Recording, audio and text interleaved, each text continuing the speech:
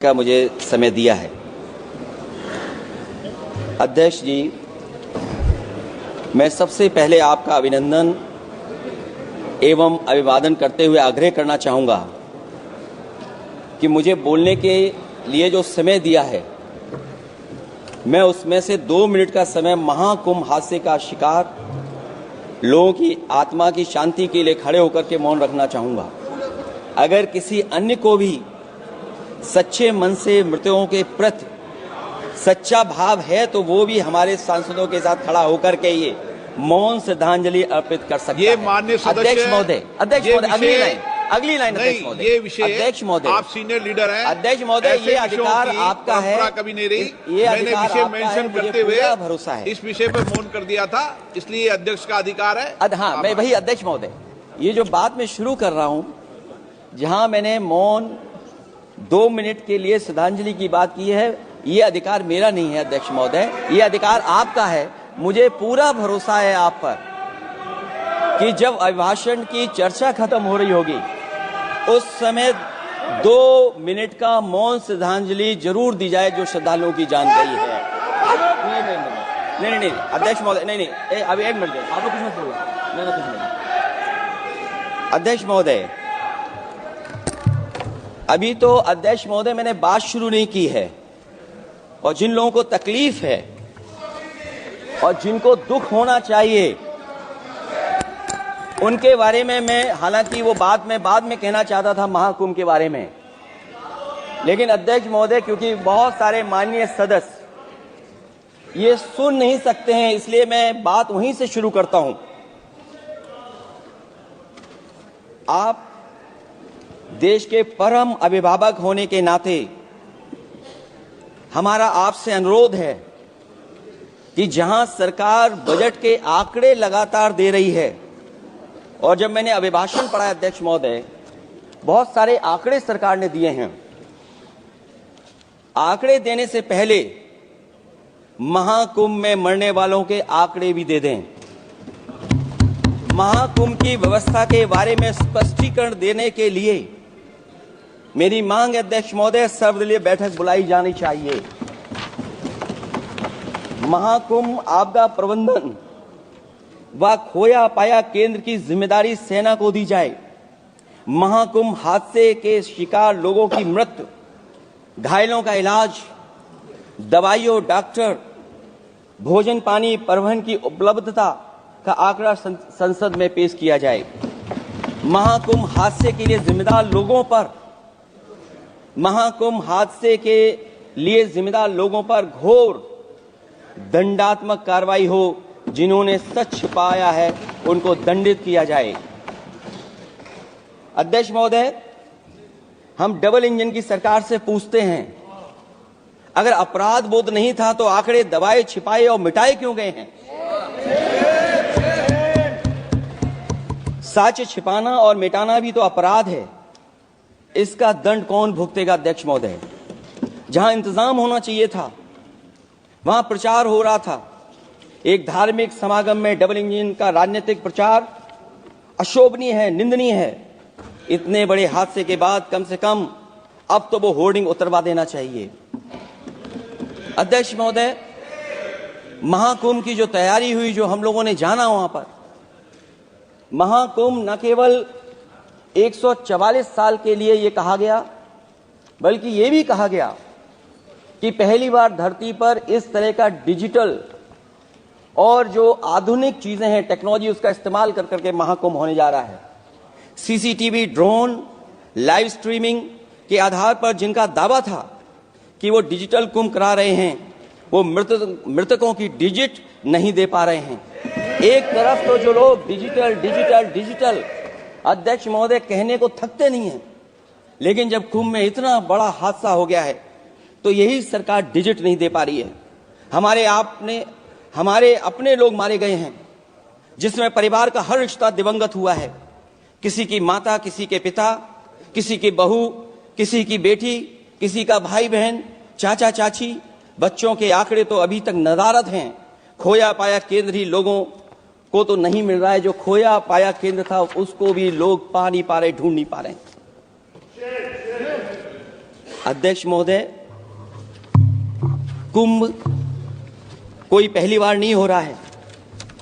कुंभ का आयोजन सदियों से होता आया है। हमारे पौराणिक और हमारे इतिहास के दस्तावेज ये बताते हैं कि समय समय पे जो भी सरकारें रही होंगी, जिसका भी राज रहा होगा अध्यक्ष महोदय, उसने महाकुंभ या इस तरह के कुंभ का आयोजन किया है।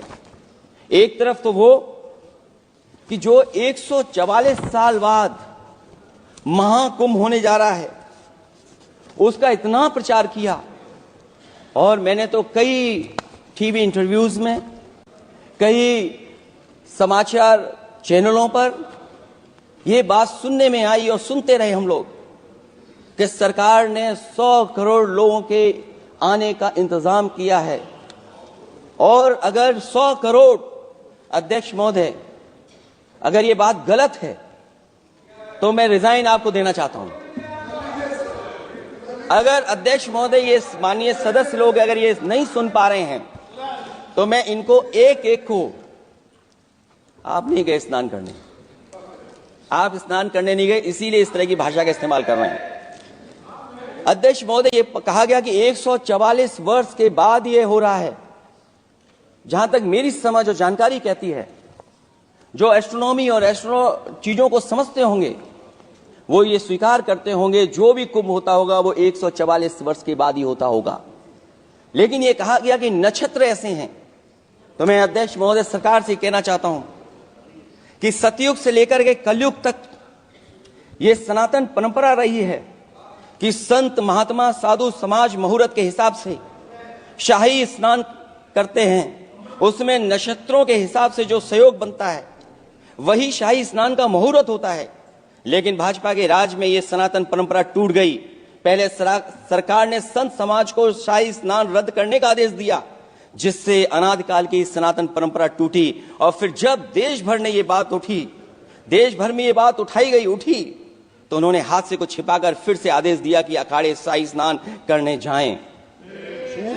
इससे सरकार ने पावन मुहूर्त के स्थान पर अपने मनमाने समय पर स्नान कराने का आदेश दिया। बात उस दिन या तिथि की नहीं होती है, बल्कि निश्चित मुहूर्त काल की होती है। ये सनातन परंपरा तोड़कर इन लोगों ने अच्छा नहीं किया।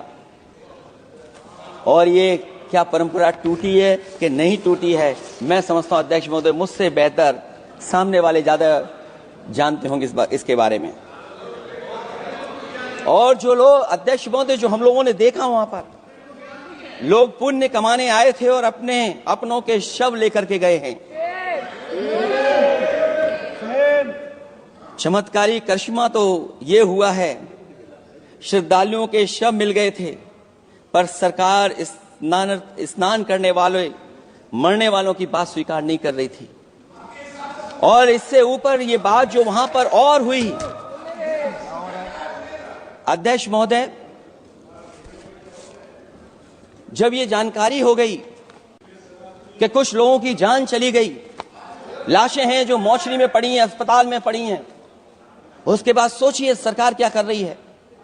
अपने सरकारी हेलीकॉप्टर में फूल भर करके फूलों को डालने का काम किया। सोचिए ये हमारी कहां की सनातनी परंपरा है। मैं जानना चाहूंगा सदन के माध्यम से हमारे माननीय सदस्य बताएं कि जहां लाशें पड़ी रही हों, न जाने कितनी चप्पलें पड़ी थीं, न जाने कितनी चप्पलें पड़ी थीं, न जाने कितने कपड़े पड़े थे, महिलाओं की साड़ियां थी, कपड़े थे, लेकिन उनको कैसे उठाया गया?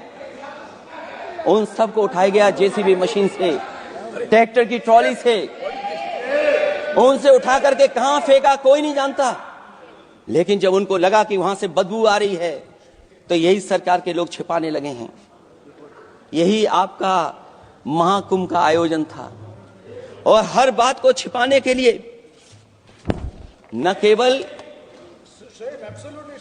केवल ये लोग मीडिया का सहारा ले रहे हैं, मीडिया का सहारा लेते लेते सुनने में आया है कुछ दबाव और कुछ स्वीटनर भी दिए जा रहे हैं जिससे उनकी खबरें बाहर ना आ जाएं। और अगर अध्यक्ष मोदी ये बात सब गलत है मेरी, अगर ये बात सब गलत मैं कह रहा हूं, तो अभी तो नेता सदन को भी भाषण देना है और मैं ये बात और कहना चाहता हूं, आप अपनी तरफ से जानकारी कर लीजिएगा। हमारे उत्तर प्रदेश के मुख्यमंत्री जी ने शोक नहीं प्रकट किया था। जब देश की राष्ट्रपति और प्रधानमंत्री जी ने शोक प्रकट किया, उसके बाद 17 घंटे बाद सरकार ने स्वीकार किया। अध्यक्ष मोदी, ये वो लोग हैं जो आज भी कोई सच्चाई स्वीकार नहीं कर सकते। इनका रास्ता क्या है?